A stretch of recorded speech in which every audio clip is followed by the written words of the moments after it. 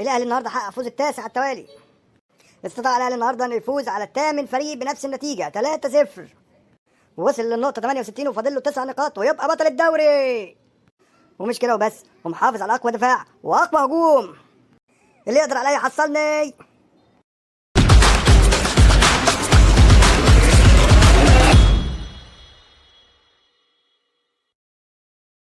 اصدقائي احبابي متابعينا في كل مكان، اهلا بيكم على قناه ايمن سبورت 2.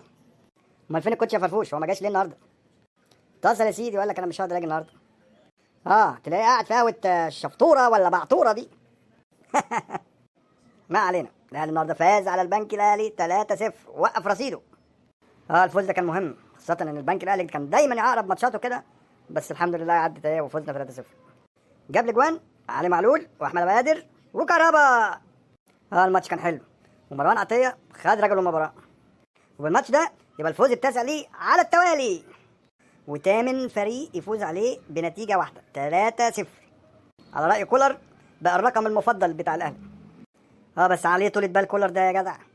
صابر على محمد شريف الصبر ده كله ازاي مش عارف. محمد شريف لعب 90 دقيقه وجات له 4-5 فرص منهم انفراد، ما عرفش يجيب جول.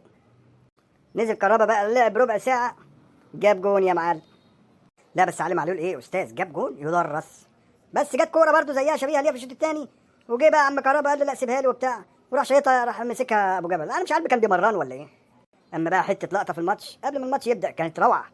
جه المدرب بتاع البنك الاهلي بابا فاسيليو وادى بوكيه ورد لكولر، حاجه في منتهى الذوق والرقه يا اخي. كده الاهلي وصل لنقطه 68 وفاضل له 9 نقط ويبقى بطل الدوري يا معلم. الاهلي اذا استمر على كده باقوى دفاع واقوى هجوم واقل نسبه اجوان، يعني 7 اجوان اللي دخلوا فيه، هيعمل موسم تاريخي. لسه الماتشات اللي جايه تقيله يا برنس، ده لسه عندك فوتشر والاسماعيلي والاتحاد. قبل ما تنهي بقى يا فرفوش نحاول نستعد بقى لماتش فوتشر، عشان الماتش ده تقيل، عايزين بقى نعرف ناخده بقى والايه والحلو يكمل بقى. اصدقائي يا احبابي متابعينا في كل مكان، انتظرونا في حلقه جديده من حلقات فرفوش واصحابه.